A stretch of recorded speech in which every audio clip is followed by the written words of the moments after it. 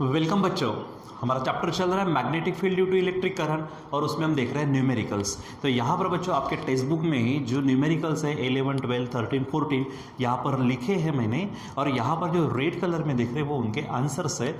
ठीक है, तो अब यहाँ पर इनको सॉल्व करना है। न्यूमेरिकल सॉल्व करने के लिए सिंपल सा तरीका मैं बार बार बताता हूँ आपको। जो भी गिवन पैरामीटर्स है, वेरिएबल्स है या फिर गिवन डेटा है, दूसरी बात जो क्वेश्चन होता है, जो पूछा गया है, वो इन दोनों को रिलेट करने के लिए जो फार्मूला होता है, जो कंसेप्ट होती है, वो आपको बराबर वहाँ पर इस्तेमाल करना है। फिर उसके बाद फार्मूला लगा देने के बाद में आपको वैल्यू पुट करना है। ठीक है, और उसके बाद फाइनल अच्छे से कैलकुलेशन करना है। अब कैलकुलेशन करते समय आप एक तो सिंपल टेबल्स जो बोलते हैं हम, वो टेबल्स, और अगर उससे अगर काम नहीं होता तो लॉग टेबल्स का इस्तेमाल करके आप उसको निकाल सकते हो। ठीक है, तो चलो यहाँ पर हमारे पास दिख रहा है पहला क्वेश्चन। ठीक है, जो यहाँ पर 11 नंबर का है, तो यहाँ पर हम लिख लेते हैं क्वेश्चन नंबर 11, ये गिवन डेटा। ठीक है, अब जैसे यहाँ पर अगर लॉग टेबल का काम है तो बच्चों वो मैं आपके लिए छोड़ने वाला हूँ। ठीक है, तो चलो देखते हैं यहाँ पर क्या है। A circular loop of radius, radius बोलते बराबर हम यहाँ पर लिखेंगे कैपिटल आर बोलो। ठीक है, 9.7 सेंटीमीटर। ठीक है, यहाँ पे बराबर फोकस करो। ठीक है, carries a current of 2.3 ampere. यहाँ पर करंट यानी आई कितना दिया उन्होंने, 2.3 एम्पियर। ठीक है, आगे बढ़ते। Obtain the magnitude of magnetic field, यानी आपको मैग्नेटिक फील्ड निकालनी है, लेकिन दो जगह पे। Number 1 at the centre of the loop, तो मैं यहाँ पर हेडिंग डाल देता हूँ। ठीक है, बी कहाँ पर, सेंटर पर निकालना है आपको। ठीक है, ये क्वेश्चन मार्क। ठीक, आगे और क्या कहा, at the distance 9.7 centimetre from the centre of the loop but on the axis, यानी जो हमने देखा हुआ है। ठीक है, जो हमारे पास लूप होगा उसका एक एक्सिस होगा। ठीक है, सर्कुलर लूप होगा, उसका एक्सिस होगा, तो एक्सिस पर सेंटर से निकालना है। तो जो डिस्टेंस दिया जाता है हम उसको z से बताते हैं। ठीक है, तो यहाँ पर मैं बता देता हूँ। ठीक है, z इज इक्वल टू कितना दिया यहाँ पर देखो, 9.7 सेंटीमीटर। ठीक है, और ऑन द एक्सिस आपको निकालना है। ठीक है, यानी यहाँ पर मैग्नेटिक फील्ड कहाँ पर, एक्सिस पर, ये निकालना है, इसके लिए क्वेश्चन मार्क। ठीक है, चलो अब हमने गिवन डेटा लिख लिया। अब हम यहाँ पर क्या करते, क्वेश्चन के अनुसार यहाँ फार्मूला लगाते। क्या पूछा था पहले देखो, यानी magnetic field at the centre. ठीक है, यहाँ पे हेडिंग डाल देंगे हम, magnetic field at the centre. ठीक है, यहाँ पे जस्ट सेंटर का, भले सेंटर लेकिन एक्सिस पर नहीं का। ठीक है, तो यहाँ पर हम बी, यहाँ पे आप नाम दे सकते हो सेंटर। ठीक है, इज इक्वल टू, या फिर सिंपली भी लिखेंगे तो भी चल जाएगा। तो आपको मालूम है हमने फार्मूले लिखे, हमने पढ़े हैं उसको। ठीक है, तो क्या फार्मूला होता है, μ0 I अपॉन ट्वाइस आर। ठीक है, चलो यहाँ पर हेडिंग के अनुसार जो हमने फार्मूले, जो हमने पैरामीटर्स लिखे उनके हम वैल्यूज लिखते हैं। तो μ0 की वैल्यू हमारे पास 4 पाई इंटू 10⁻⁻⁷ देख चुके हम, इंटू आई देखो हमारे पास क्या है 2.3। ठीक है, अपॉन हमारे पास में है ये 2। ठीक है, इंटू आर, तो आर देखो यहाँ पर कितना दिया है, 9.7 सेंटीमीटर। तो यहाँ इसको मैं 9.7 इंटू 10⁻⁻² मीटर लिख लेता हूँ। ठीक है, यहाँ पर हो जाएगा 9.7। ठीक है, इंटू 10⁻²। ठीक है, इस तरह से आपको यहाँ पर सॉल्व करना है। अब यहाँ पे थोड़ा सा जितना सॉल्व कर सकते कर लीजिए आप। ठीक, तो यहाँ पर ये होगा 2 2 यानी यहाँ पर ये 2 आएंगे, यहाँ पर 3.142 जो पाई की वैल्यू है, इनटू ये 2.3 लिख लीजिए। ठीक है, अपॉन यहाँ पर नीचे में दिख रहा है 9.7, देखो ये 2 हम इसको कट कर चुके। अब रहेगा हमारे पास में पावर, 10 के पावर, तो यहाँ पर 10⁻⁻7 है, नीचे 10⁻⁻2 है, कट जाएंगे तो हमारे पास में 10⁻5 रहेंगे। ठीक है, चलो अब थोड़ा सा और सॉल्व कर सकते हैं इसको। ठीक है, तो यहाँ पर सिंपली यहाँ पर सॉल्व करने की ज़रूरत नहीं, अभी आपको ये काम है, मुझे सॉल्व करने की ज़रूरत नहीं। सिंपली आप क्या करेंगे, ये 2, ठीक है, 2 से आप मल्टीप्लाई कर दीजिएगा, वो करो, नहीं तो फिर डायरेक्ट 2 का उसका लॉग निकालो, 3.142 का लॉग निकालो, 2.3 का लॉग निकालो, उनके एडिशन करेंगे। ठीक है, और उस एडिशन में से 9.7 के लॉग को माइनस करेंगे, और जो भी वहाँ पर आंसर आएगा उसका हम एंटी लॉग देखेंगे, ठीक है। तो वो आपकी जो वैल्यू होगी, ठीक है, वो वैल्यू बच्चों इसको मैच करेंगे। यानी यहाँ पर मैं इसको डायरेक्ट लिख लेता हूँ, लेकिन आपको ध्यान में रखना है कि यहाँ पर आपको काम करना है। बी सेंटर पर कितना आ जाएगा, देखो इनको, देखो मेरा काम यहाँ पे आपको वो कंसेप्ट समझाना है और पॉसिबली जितना इजी हो सके उतना कर दो, ठीक है। लेकिन अगर हम लॉग का काम अगर यहाँ पर करते तो बेवजह वहाँ पे वो वीडियो लेंदी हो जाएगा, ठीक है। तो वो काम आपके लिए छोड़ देते हैं। तो यहाँ पर वैल्यू बनेगी आपके पास 1.49 इंटू 10⁻⁻5 टेस्ला, ठीक है। ये 10⁻⁻5 है और यहाँ पर जो भी आप सॉल्व करेंगे उसके अनुसार यहाँ आपको आंसर मिल जाएगा, ठीक है। तो आप प्लीज़ ये काम करिए। तो ये हो जाएगी हमारी magnetic field at the centre. क्या हो जाएगी ये? Magnetic field at the centre. अब सेकंड में क्या कहा है? Magnetic field at the axis, ठीक है। यानी यहाँ पर हेडिंग डालेंगे मैग्नेटिक फील्ड, यहाँ पर magnetic field at the axis, ठीक है, फ्रॉम द सेंटर, ठीक है। यानी सिंपली इसलिए लिख देते, ठीक। तो यहाँ पर हेडिंग डालेंगे बी, एक्सिस लिखेंगे, तो उसके लिए जो फार्मूला है उस फार्मूले को लिखो, ठीक है। तो सर्कुलर लूप के एक्सिस पर जो मैग्नेटिक फील्ड निर्माण होंगी तो वो होंगी हमारी μ0I r² अपॉन ट्वाइस, ठीक है, ब्रैकेट में लिखेंगे हम z² प्लस r² पावर में 3/2, इस तरह से है। आप इसको क्या करिए, अब यहाँ पर वैल्यूज़ रख दीजिए।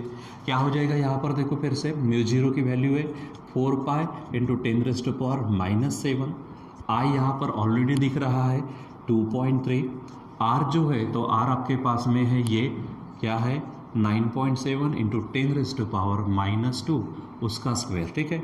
अब आप नीचे आ जाओ, यहाँ पर ये 2 बाहर है, z², तो z देखो यहाँ पे 9.7 सेंटीमीटर है, कन्वर्ट कर लो 9.7 इंटू 10⁻⁻2, ठीक है।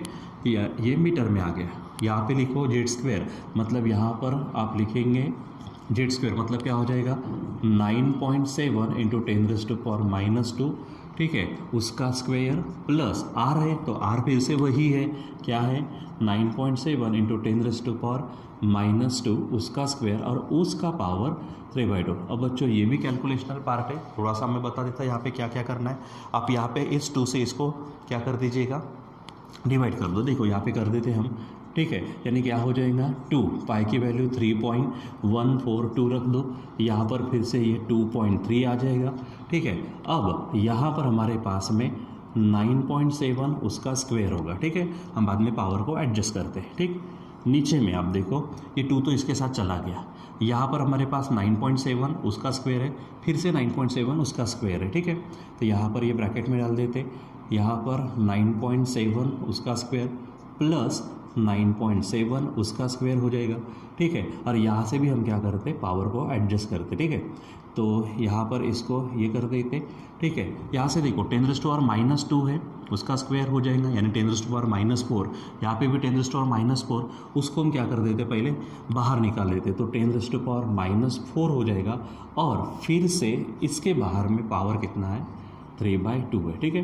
तो अब यहाँ पर आपको क्या क्या करना है, यहाँ पर आप या तो 2 से मल्टीप्लाई कर सकते हो, नहीं तो फिर डायरेक्ट 2 उसका लॉग, इसका लॉग, इसका लॉग, यहाँ पे 2 बार, क्योंकि स्क्वायर है तो 2 बार उसका लॉग, इन सब की क्या कर दीजिए, एडिशन कर दीजिए। हाँ, यहाँ पर पहले स्क्वायर करना, यहाँ पर स्क्वायर करना, दोनों के एडिशन करके फिर पावर और को एडजस्ट करके, ठीक है। यहाँ पर एक्चुअली ये इनटू चाहिए, ठीक है, हमने इसको बाहर निकाला हुआ है, ठीक है। यहाँ से देखो 10⁻⁻2 उसका पावर 2 यानी 10⁻⁻4, यहाँ पे भी 10⁻⁻4 होगा, इसको बाहर निकालने के कारण मल्टीप्लिकेशन में, और उसका भी पावर क्या है 3/2 है, ठीक है।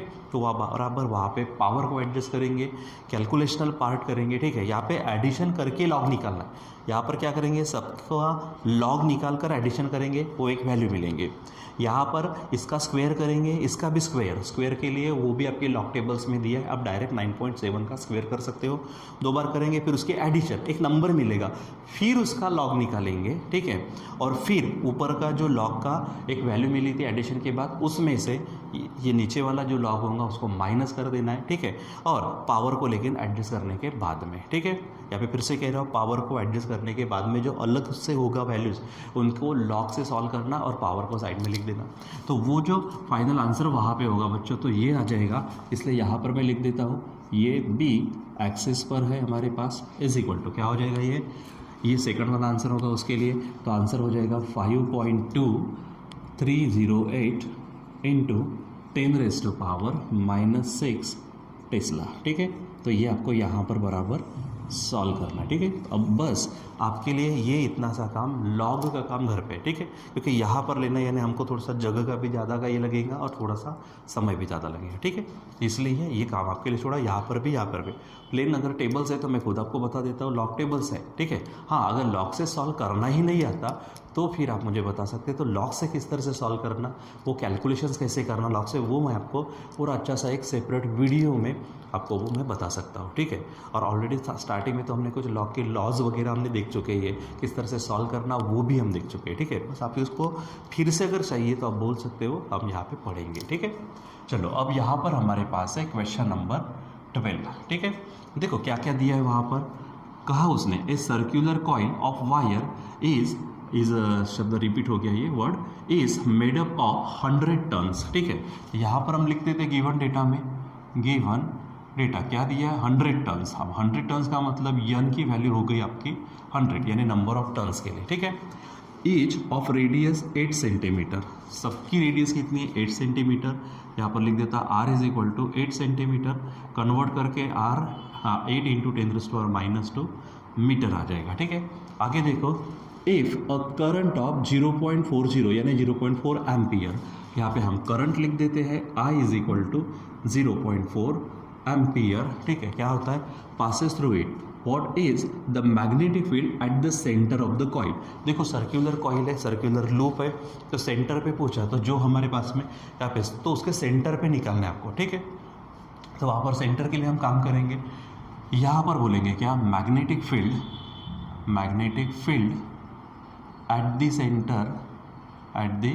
सेंटर ऑफ कॉइल के सेंटर पर मैग्नेटिक फील्ड, तो B इज इक्वल टू क्या हो जाएगा हमारे पास μ0I अपॉन ट्वाइस आर। लेकिन जैसे यहाँ पर भी हमने ये फार्मूला यूज़ किया है μ0I अपॉन ट्वाइस आर, लेकिन यहाँ पर सिंगल लूप थी, उसने कहा था ए सर्कुलर लूप, यहाँ पे ऐसे कितने टर्न्स दिए उसने 100 टर्न्स। ठीक है, मतलब यहाँ पर हमको फार्मूले को थोड़ा सा मॉडिफाई करना पड़ेगा, यहाँ पर μ0 n लेंगे क्योंकि 1 टर्न के लिए ये है, तो n टर्न के लिए क्या हो जाएगा μ0 n अपॉन ट्वाइस आर। ठीक है, चलो ये फार्मूला हो गया, यहीं पर वैल्यू पुट करो, μ0 की वैल्यू फिर से हमारे पास है 4 पाई इंटू 10⁻⁻7, n की वैल्यू 100 है, इंटू आई जो है वो है 0.4 अपॉन नीचे में आप देखो ये 2 है, और r जो है वो है 8 इंटू 10⁻⁻2। ठीक है, चलो प्लेन इससे अगर सॉल्व होता तो कर लीजिए। ठीक, अब यहाँ पर देखो ये 4 यहाँ पर कट हो जाएंगे।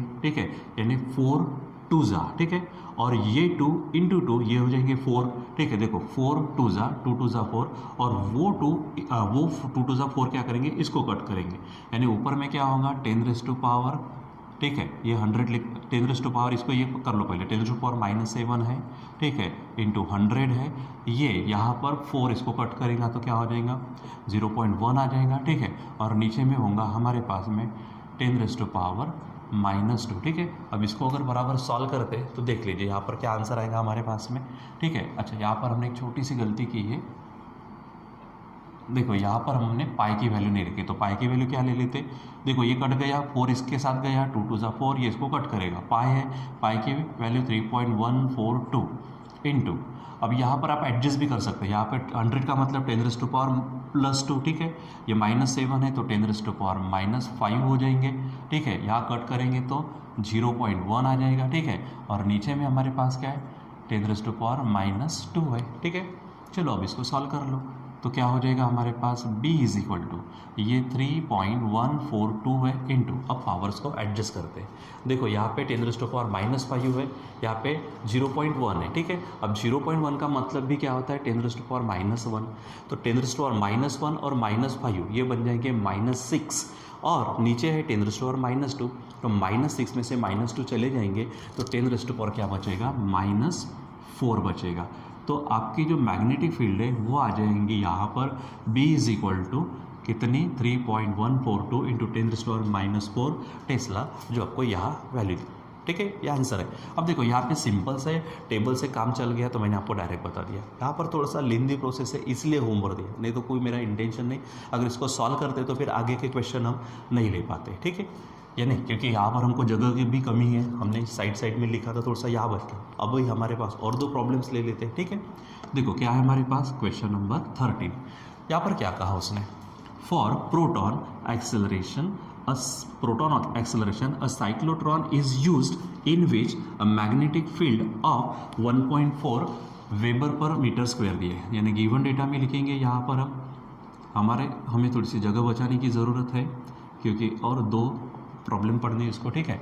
तो यहाँ पर गिवन डेटा में B इज इक्वल टू, मैं लिख देता हूँ, मैग्नेटिक फील्ड दिया उसने कितनी 1.4 है, ठीक है। तो यहाँ पर 1.4 वेबर पर मीटर स्क्वायर, देखो या तो वो 1 वेबर पर मीटर स्क्वायर में या फिर टेस्ला में हम उसका यूनिट लिखते, ठीक है, इज अप्लाइड, ठीक है। आगे find the time period for reversing the electric field, यहाँ पर इलेक्ट्रिक फील्ड शब्द चाहिए था, ठीक है, इलेक्ट्रिक फील्ड बिटवीन 2 Ds, ठीक है।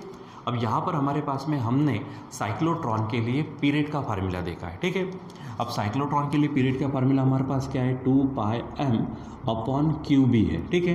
लेकिन पीरियड का मतलब क्या होता है, कंप्लीट रिवॉल्यूशन के लिए, ठीक है।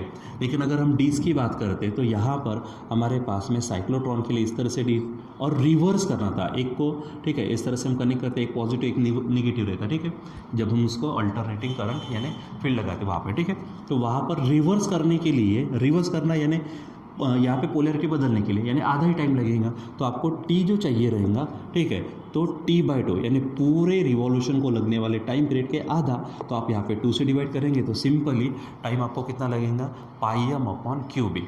देखो सिर्फ अगर हम सिर्फ t लेते हैं तो 2πm/qb, तो वो पूरे रिवॉल्यूशन के लिए, ठीक है। लेकिन हमको क्या सिर्फ रिवर्स करना है पोलैरिटी, मतलब यहाँ पर आधा ही हमको ये करना है, तब जाके रिवर्स हो जाएगा, हमने साइक्लोट्रॉन में देखा है, ठीक है। तो यहाँ पर हमको t is equal to t/2 होगा, 2πm/2qb, 2 कट जाएगा तो πm/qb, ठीक है। सिंपल इस फार्मूले से काम करना। देखो है यहाँ पर, तो यहाँ पर क्या बोलेंगे हम, टाइम उसने जो पूछा है उसको लिख ले, क्या है, find the time period for reversing the electric field between 2 Ds, यानी सिंपली यहाँ पे लिख दे टाइम पीरियड, ठीक है, टाइम पीरियड फॉर रिवर्सिंग, ठीक है, for reversing electric field between 2 Ds, ठीक है, बिटवीन 2 Ds, ठीक है। तो उसको हम लिखेंगे t is equal to capital T/2 is equal to 2πm/, ये QB है, इसमें नीचे में और 2 है, यानी सिंपली πm/QB ये हो जाएगा, ठीक है। अब यहाँ पर हम वैल्यू रखते हैं, ठीक है। देखो क्या है हमारे पास, ये पाई की वैल्यू 3.142 है हमारे पास, इनटू यम। अब यम क्या है बच्चों, यहाँ पे मास, जो चार्ज पार्टिकल है उसका मास, तो चार्ज पार्टिकल यानी कौन सा दिया है, प्रोटॉन, तो प्रोटॉन का मास आपको लिखना पड़ेगा। मैं यहाँ पे mp ये शब्द डाल देता हूँ, यानी मास फॉर प्रोटॉन। तो प्रोटॉन का मास क्या है हमारे पास 1.67 इंटू 10⁻⁻27, ठीक है। अपॉन नीचे में क्या हो जाएगा, क्यू क्या है, चार्ज होता है, तो इलेक्ट्रॉन के ऊपर जो चार्ज होता है वही चार्ज हमारे प्रोटॉन के ऊपर होता है, 1.6 इंटू 10⁻⁻19 कूलम, ठीक है। और यहाँ पर जो B है ये मैग्नेटिक फील्ड है, वो कितनी दी है आपको, 1.4, ठीक है। बस इस तरह से आपको सॉल्व करना है। अब हमारे पास में क्या हो जाएगा, ठीक, यहाँ पर 3.142 इंटू 1.67 अपॉन नीचे में 1.6 है इंटू 1.4 है यहाँ पर, ठीक है।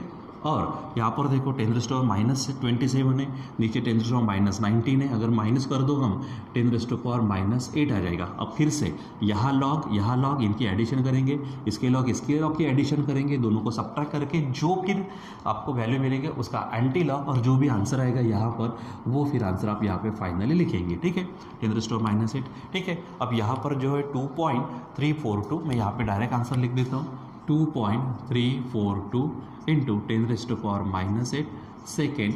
तो इतना टाइम इलेक्ट्रिक फील्ड को चेंज करने के लिए लगेगा between the 2 Ds of the cyclotron, ठीक है, ये ध्यान में रखो। चलो अब हमारे पास है क्वेश्चन नंबर 14, ठीक। तो यहाँ पर क्वेश्चन 14 को देखते हैं। देखो क्या कहा, थोड़ा सा बड़ा सा दिख रहा है लेकिन जो भी है उसमें से हमको वेरिएबल्स निकालना होता है। क्या यहाँ पर a moving coil galvanometer has been fitted with a rectangular coil having 50 turns. देखो फिर से यहाँ पे क्या कहा उसने, यहाँ पर हम लिखेंगे गिवन डेटा में, ठीक है, क्या क्या है हमारे पास, उसने कहा 50 टर्न्स, यानी n इज इक्वल टू हो जाएगा हमारा 50। आगे देखो 50 टर्न्स दिया, ठीक है, and dimensions 5 centimetre by 3 centimetre. अब ये 5 सेंटीमीटर बाय 3 सेंटीमीटर जब देता तो वो जो कॉइल होगा उसका एरिया रहेगा, ठीक है। सो आप एरिया को यहाँ पर लिख देंगे, area is equal to 5 centimetre by 3 centimetre, ठीक है। इसको डायरेक्ट सॉल्व करेंगे, 5 3 15 बन जाएगा, ठीक है। अब सेंटीमीटर को मीटर में कन्वर्ट करेंगे 10⁻², फिर ये सेंटीमीटर को कन्वर्ट करेंगे मीटर में 10⁻², तो 10⁻² इंटू 10⁻², यानी 10⁻⁻4 और मीटर स्क्वेयर, ठीक है। ये अपना एरिया बन जाएगा। कैसे, अगर सेंटीमीटर करेंगे ऐसे ही रखेंगे तो सेंटीमीटर स्क्वेयर होगा, लेकिन सेंटीमीटर स्क्वेयर को हम मीटर स्क्वेयर में बदलेंगे तो सेंटीमीटर से मीटर में जाने के लिए 10⁻², उसका स्क्वेयर करेंगे तो 10⁻⁴। या तो ऐसा समझो, या फिर सेंटीमीटर टू मीटर 10⁻², फिर सेंटीमीटर टू मीटर 10⁻², यानी 10⁻⁴ हो जाएगा, और मीटर स्क्वेयर, ठीक है। ये उसका एरिया हो गया, ठीक है। आगे the radial magnetic field in which the coil is suspended is 0.05 weber per metre square. तो यानी उसने मैग्नेटिक फील्ड दी है, हम लिखेंगे बी, कितना दिया है 0.05 वेबर पर मीटर स्क्वेयर, ठीक है। आगे देखो यहाँ पर क्या है, the torsional constant of the spring is, ये देखो टॉर्शनल कांस्टेंट को हम किससे बताते हैं, के से बताएंगे यहाँ पर, ठीक है। कितना दिया है वहाँ पर, तो 1.5 इंटू 10⁻⁹, 1.5 इंटू 10⁻⁹ न्यूटन मीटर पर डिग्री होता है ये, ठीक है। ये हमारे टॉपिक में हुआ है, ठीक। चलो आगे, obtain the current through galvanometer, यानी आपको आई करंट निकालना है, so as to produce the deflection of 30 डिग्री, यानी डिफ्लेक्शन, मैं इसको थीटा लिख लेता हूँ, और क्वेश्चन मार्क थीटा दिया है हमको, कितना है वो 30 डिग्री, एंड हमको करंट निकालना है, यानी आई को क्वेश्चन मार्क, ठीक है। चलो अब हमको सॉल्व करना है, तो क्या बोलेंगे, वी हैव, क्या है हमारे पास फार्मूला, तो आई इज इक्वल टू, ठीक है, आई इज इक्वल टू हमने पढ़ा हुआ है K/NAB इंटू थीटा, ठीक है, क्योंकि मूविंग कॉइल गैल्वानोमीटर में current is directly proportional to the deflection होता है, ठीक। चलो अब ये हमारे पास है, यहाँ पर हमको क्या करना है, सिंपली यहाँ पर वैल्यूज रख देना है, ठीक है। तो चलो यहीं पे रखते हैं हम, तो ये है K, देखो K की वैल्यू दी है 1.5 इंटू 10⁻⁹, नीचे में अगर आते हैं तो यन है, यन देखो आपको 50 दिख रहा है यहाँ पर, इंटू ये ए है, ए यहाँ पर लिखा है 15 इंटू 10⁻⁴, ठीक है, इंटू जो बी है, तो बी देखो आपके पास है 0.05, ठीक है। चलो अब आप इसको क्या कर लीजिए, सिंपली सॉल्व कर लीजिए, ठीक है। देखो तो यहाँ पर आई इज इक्वल टू, जो काम हो सकता है कर लेते हैं, ठीक है। अब देखो यहाँ पे पॉइंट अगर हम बाहर निकाल देते, ठीक है, तो ये 15 बनेगा, लेकिन पॉइंट को बाहर निकालना यानी 10⁻⁻1 होगा, तो 15 चला जाएगा। अब वो 10⁻⁻1 और 10⁻⁻9 यानी 10⁻10 और ये 10⁻⁴, तो ये बन जाएंगे हमारे पास में 10⁻�6, ठीक है।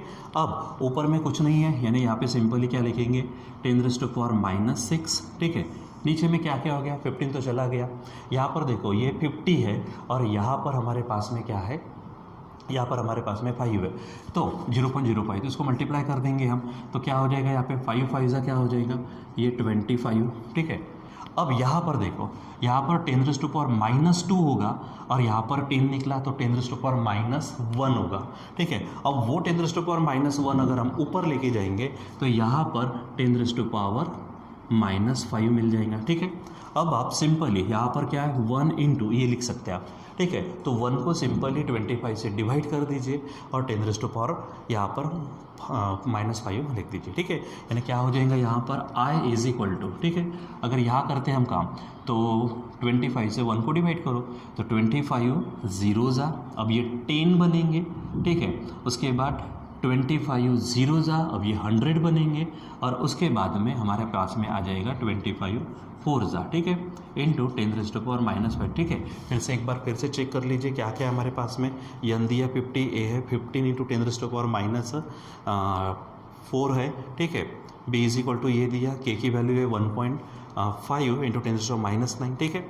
यहाँ पे जो जो वैल्यू है कि चेक कर लो। k की वैल्यू लिखी 1.5 इंटू 10⁻⁹, n दिया है 50, a दिया है 15 इंटू 10⁻⁴, b की वैल्यू यहाँ पर 0.05, ठीक है, ये हमने लिखी हुई है, ठीक। अब यहाँ से पॉइंट को हटा दिया, ठीक है, तो 15 हुआ, इसके साथ कट, यहाँ से ये बन गया 10⁻⁻10, ठीक है। अब यहाँ से 5 और ये 25 कर दिए और यहाँ पे एडजस्ट करके हमने यहाँ पर पावर को इस तरह से एडजस्ट कर लिया। अब इसको ऐसा भी लिख सकते हो, ठीक है, i इज इक्वल टू यहाँ से 4 इंटू 10⁻² होगा, -2 और 10⁻⁵, यानी ये बन जाएंगे 10⁻³ एम्पियर, ठीक है। तो इतना करंट आएगा हमारे पास में। यहाँ पर हमारे पास एक एक्चुअली यहाँ पे ये माइनस एडजस्ट नहीं हुआ, ठीक है। तो यहाँ पर हमारी एक छोटी सी गलती हो गई, उसको हम पहले ही क्लियर कर देते। यहाँ पर हमारे पास हमने थीटा की वैल्यू नहीं रखी, और थोड़ा सा देखिए यहाँ पर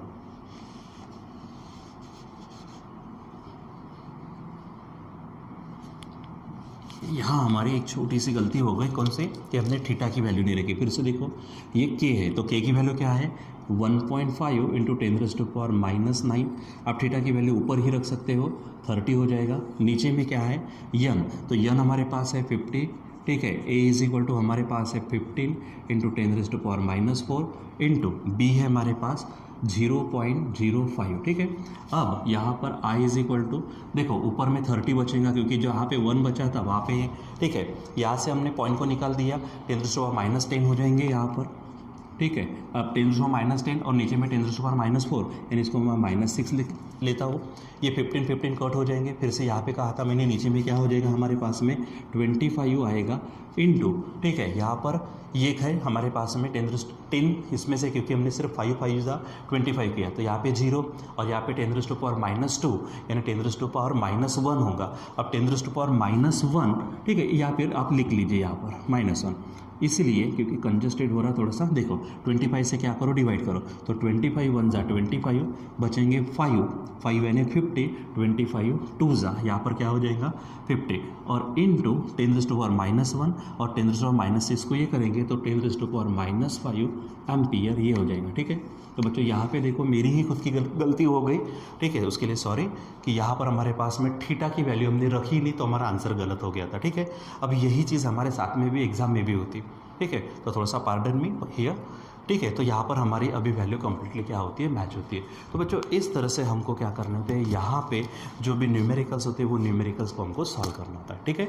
आप इसकी बराबर अच्छे से प्रैक्टिस करिए खुद। ओके, जैसे यहाँ पर मैंने कहा है कि यहाँ पर आप लॉग का काम करिए, करके देखिए, नहीं आए तो आप मुझे बता सकते हैं, फिर से हम इसको देख लेंगे, ठीक है। सो लॉग के काम को, ठीक, तो यहाँ पर अभी हम रुक जाते हैं, बाकी कंटिन्यू करेंगे बाद में। Till then bye.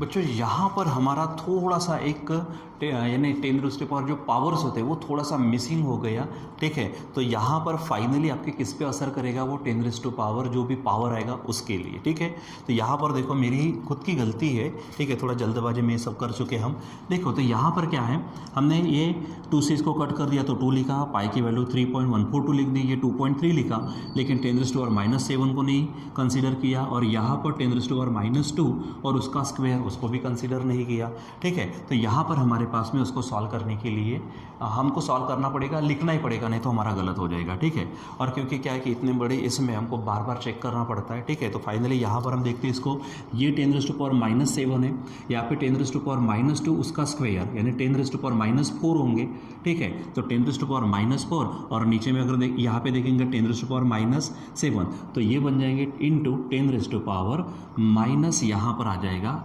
11, ठीक है। 10⁻⁻ कितना आ जाएगा, वहाँ पर 11 आ जाएगा, ठीक है। और फिर उसके बाद में आप इसको सॉल्व कर सकते हो, ठीक है। तो यहाँ पर भी अगर आपको सॉल्व करने का रहा तो यहाँ पे देखो 10⁻⁻4 है, ठीक है, उसका पावर 3/2। अब यहाँ पे तो हो ही जाएगा, लेकिन यहाँ पे भी पावर करना पड़ेगा। जैसे 2 इसको कट करेगा तो 10⁻⁻2 बचेगा, -2 का अगर क्यूब करते तो -8 वगैरह, ठीक है। यानी यहाँ पे सब पूरे एडजस्टमेंट करके फिर फाइनल आंसर निकलेगा। ठीक है। बस यहाँ पे हमारी कौन सी चीज़ मिस हो गई थी यहाँ पर कि 10⁻⁻7 और यहाँ पर 10⁻⁻2 का स्क्वायर यानी 10⁻⁻4 और उसको एडजस्ट करके 10⁻⁻11 हमने लिखना चाहिए था, ठीक है। तो ये प्लीज़ यहाँ पर थोड़ा सा करेक्शन करिए। करेक्शन एक्चुअल मतलब करेक्शन नहीं बोलेंगे, यहाँ पर मिस हो गया था वो आपको लिखना पड़ेगा, फिर फाइनली आपको सॉल्व करना पड़ेगा, ठीक है। सो यहाँ पर अभी आप इसको बराबर क्लियर करें, ठीक है।